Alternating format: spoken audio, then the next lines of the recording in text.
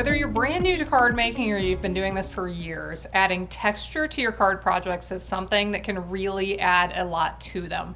Today I have a ton of ideas for adding texture to your card projects, from very simple to more advanced. I hope you'll stick around and watch, and stick around until the end and we will take a minute and chat about life. Let's get started. I often get asked where I get my inspiration for my videos, and right here is the inspiration for today's videos. I got this new bundle of products. They're all about texture, and it just inspired me to do a tutorial talking about adding texture to your project. So we will use these, but a lot of the things I'm going to be sharing are things you can do with any products that you have in your collection. So we are going to be making 3 card projects. I already have a lot of the pieces and parts prepared, and we are going to be adding to them a bit. So here's what I have for this first card. One of the things you can do to add a lot of texture to your projects is just layers. So you're going to be seeing on these cards, I have several layers. It could be cardstock, it could be ribbon. Vellum is a really fun thing to add as a layer with some different texture where you have that see-through effect. We're going to be doing some folding, die cut, all kinds of things here to add some fun textures. I'll show you this first. Can you see when I bring this up close that the edges of this have been distressed? I have already distressed 3 of the edges, and I'm going to do the 4th one right now so you can watch along and do this yourself. I do this with my scissors, and I just bring this along the edges until it is distressed to my liking. Now you can do this just on the corners. On one of my other cards, you'll see I did this just on the corners, or you can do it all the way along there. On this paper in particular, you get those white edges. Depends on what kind of paper you're using, whether you will get that effect or not. So that is going to be my bottom layer on this card. For this next layer, I have done some stamping. Now I really like how the stamps in this set are designed to have that textured effect with the light and the dark spots. So it does that naturally without me having to put any effort into it. But let me show you how to, we're gonna do a little bit more stamping on here with a couple more effects that you can use to add some of that texture. So I am bringing in this really fun stamp from the stamp set. And like I said, these are designed with the lights and darks in them, but here is a fun way that you can add some texture with any of your stamps. I'm inking it with a blending brush, as you can see, and especially you can try this with the circular motion. You can try it with a dabbing motion, which will give you more of a blotchy effect, but I did not apply ink to the whole thing. And so I'm going to stamp here, and okay, we're going to use a darker color of ink. I'm going to try pecan pie this time. If you're not sure how much ink you have on, you can always use your scrap paper, and that worked a little more. Let me add a little darker, see if we can get it this time. Okay, there I'm starting to get that effect. So we can try this with different colors. Anytime you're doing something like this, keep in mind you either need to use more ink or darker ink than you would use normally, just because of the faded effect from applying it with a blending brush. So this is going to create a fun texture in the background, and I'll bring it up closer because you probably are going to have a hard time seeing this. But can you see that really fun texture that's being created here? Now we are going to do one other thing to add a bit more texture, and I'm going to bring in an ink block. I am going to use that same color, that pecan pie, and bring in my water painter. It says water in it. I'm going to squeeze until I get some of that water coming out on my, and now that I have some water on my block, I am going to mix that with this color. Now what I want is a lot of color and liquid here in the tip of my brush. Now I have to clear my space off. This can get a little bit of a mess. So you want to protect your work surface, but just want some of that liquid and ink in the tip. And then I squeeze until I can see that the tip is very full of water, and try and do it without it dripping. And after we have that, basically I'm just going to hit this on my hand. And as you watch, you're going to start to see splatters go across my project. This is a really fun way to add a unique texture that it is always going to be one of a kind. All of these are going to look different no matter how many times you do this, even if you make multiples. Now, I'll mention briefly, I'm not using any of them in this video, but you can find texture stamp sets. Several years ago, one of my absolute favorite stamp sets that I used the most was a texture stamp set. So you can find stamps that will create effects such as splattering. So that's an idea for adding some texture as well. So we'll clear this out, and we are going to start to put this card together while this dries for a moment. So I'm going to add this piece to the base of my card. We will prepare the greeting tag to add as well. One of the things I love about the dies in this set that you'll see I've used several times on these projects is that they have that kind of like hatch marks around the edge. So that adds a fun effect of texture as well. Adding dimensionals, this is one of the easiest ways anyone, even if you're brand new at card making, can add some texture to your projects, is those foam dimensionals that are going to pop up certain pieces a little bit and add a lot. Now, here's one of the things I like to do with my cards. You see this sometimes. It may seem heartbreaking if this is new to you, but we are going to, the proper term is called crumpling. We're going to crumple it up, otherwise known as just wad it up. Okay. So we're going to do this several times. If you just do it once, you'll get some crumpling. I like to do it several times, which really kind of softens it up and gives that crumpled effect all over. So we'll do this several times. The more you do it, the softer it gets. Some of these even turn out, I've done some where I crumple them up and then I emboss them, and they almost turn out like a piece of fabric. They're really neat. So we crumple it up, we're going to flatten it back out, and now it is ready to put on our card. Now you can decide how much adhesive you put on these. The more adhesive you put on the back, the flatter, the better they'll stay adhered to your card. But sometimes I just really like to leave pieces that are loose and sticking up. They'll go fine. They'll attach fine when I go to put them in an envelope, but I just like that extra bit of texture. Now, ribbon is a great thing to add texture as well. This is one of my favorite ways to use ribbon, is to wind it back and forth, as you can see here, and then to put a greeting or another die cut or punch of some sort over the top. So I'll lift this up. Here's the side view to see that texture. Just really fun. You can keep these very simple, but just add it. Picking and choosing one or two of these things can really add a lot to your cards. Now let's move on to the second one. And I have already prepared a lot of these pieces as well. So I'll show you what we have. Here's my greeting tag that I have already prepared. We have another one of those die cuts that I crumpled to add some texture to. This piece right here we are going to be playing with a little bit. I used the mini corrugated embossing folder. I'm loving it. Now it's designed straight, but I thought it would be fun to, I ran my paper through at an angle, one of these angles, there we go, at that angle, to get this at just a little bit of an angle. So that's something we may not always think about. We like to think inside the box and put our paper in the embossing folder straight, right? But on this one, I put it in to get that diagonal effect. So we are going to do a few things to this piece right here. And we are going to start with doing some sanding. Have you ever sanded paper?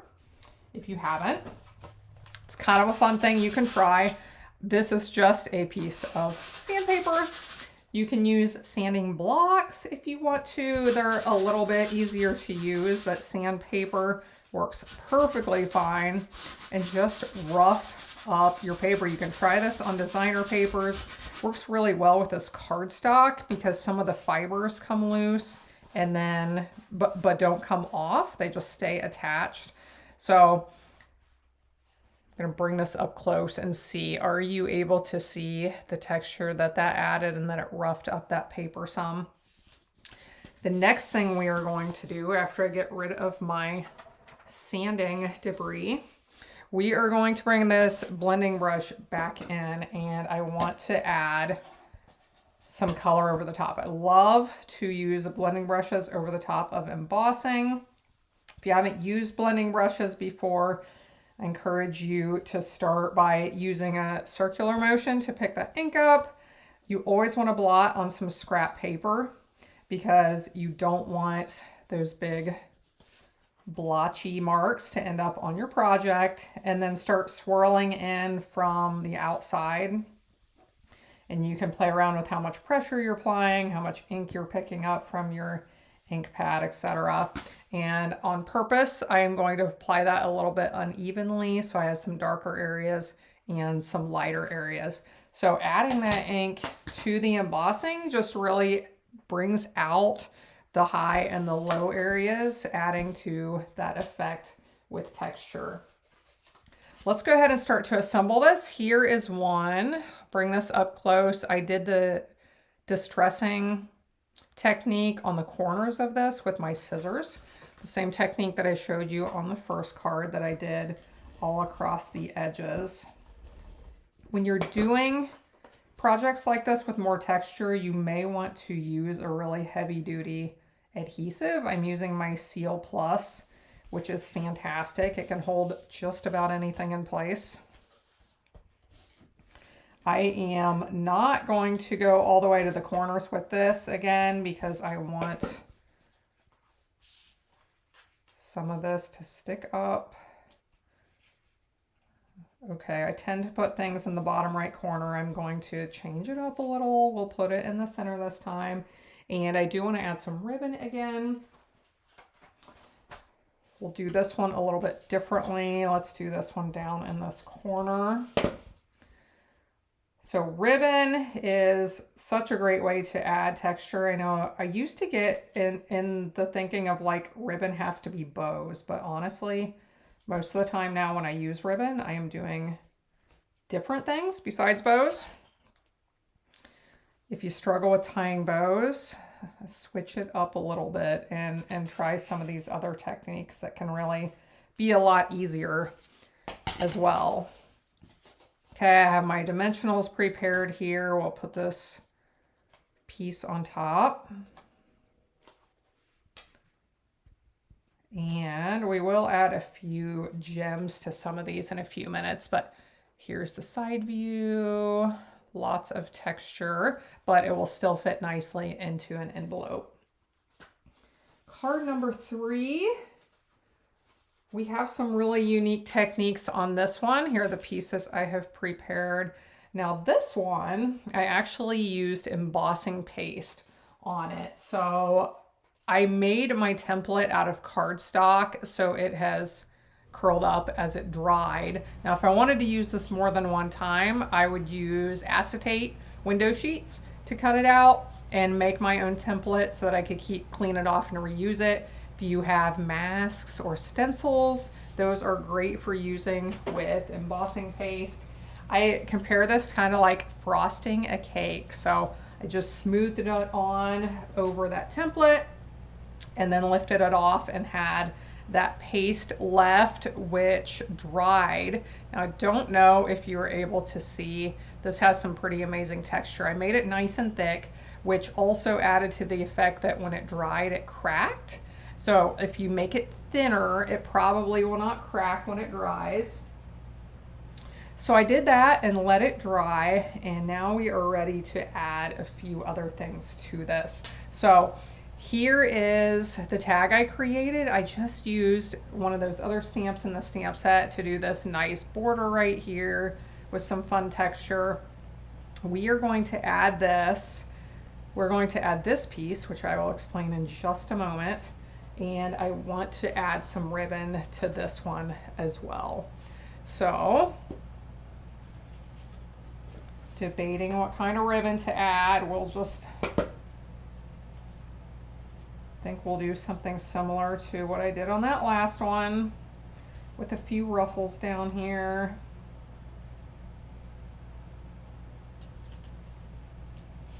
One of the things I like to do when I'm doing this, I always check after I have done this, usually before I have cut the end off, I check and make sure it looks the way I want it to, and if not, just pull it off and redo it. So let me explain this piece right here.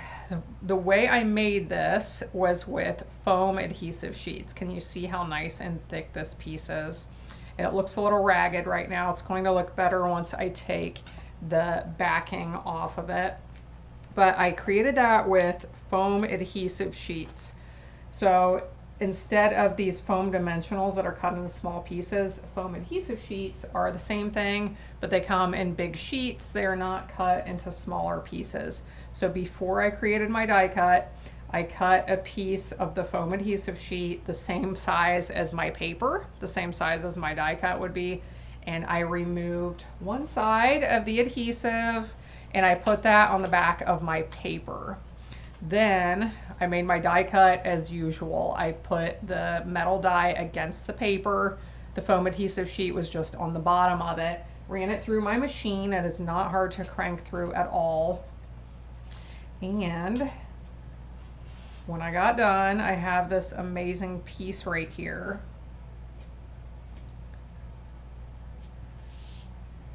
So these are really fun to add lots of dimension and texture to your projects. Now, another way you can do this and create a nice thick die cut if you don't have foam adhesive sheets on hand is just to create your die cut several times, maybe 3, 5, 8 times, and glue them directly on top of each other. And you can end up with a nice thick piece to do a similar technique as what I'm showing here with the foam adhesive sheets. So let's finish these real quick with just a few gems. I want you to see the completed project. Grab my take your pick tool. This thing is the best for adding gems to projects. So we'll just add a few of these. I really like with our products that things coordinate. I've been having a lot of conversations lately with people who are just frustrated spending so much time trying to find products that coordinate with each other. And I hear you. When I started crafting years ago, I was using different products and I spent so much time trying to find things that would coordinate. So I understand it was frustrating. It took a lot of the fun out of the crafting when I was spending my time doing that instead of actually creating. But I love that these products coordinate, colors coordinate, designs coordinate. So when I hear from people who are frustrated with that, I encourage them to start with one of our product suites like the one I'm showing you here, because you can have a lot of supplies on hand that all go together and you can just pull that one collection of products out and start creating with it without having to spend a lot of time finding things that coordinate. So I hope these give you some great ideas on texture. I'll flip my camera around. Let's chat for a moment. So I don't talk about happenings on the farm very often, but it's time to talk about some happenings on the farm because we have babies. I asked my daughter here a week ago or so, she's always talking about being a mama to her animals. And I'm like, so are you ready to be a grandma? And she just looked at me like, what? And then she realized what I was talking about. I am a great grandma. Not really, but kind of in farm life. So one of the goats that our youngest showed in 4-H last year, we had purchased her with the plan of breeding her and then raising our own goats for this year. So we had her. And then if you know anything about goats, they're not loners. They like to be with other creatures. They actually kind of lose their minds if they're by themselves, in our experience. So we got another one. So we had 2 goats that we had bred last fall, and they were due to have babies here sometime. We didn't have an exact time. We had about a month window that we thought they would be having them. So we've been checking them. We've been getting up in the middle of the night to go check on them. And then we had to leave for a day, came back, and the one had twins all by herself. She was a wonderful mommy. She did all the work. It was so cold out. We didn't have the heat lamp plugged in yet. But anyway, she did wonderful. The babies were doing great. She'd cleaned them all off. They were nursing. Life was good. So the next night we were over visiting we'd been over there, we'd fed, we'd visited and played with the babies. And I didn't think the other one was ready to have hers yet. I thought it was going to be several weeks. Her udder hadn't filled up very much. I could talk about stranger things than that, but I'll spare you.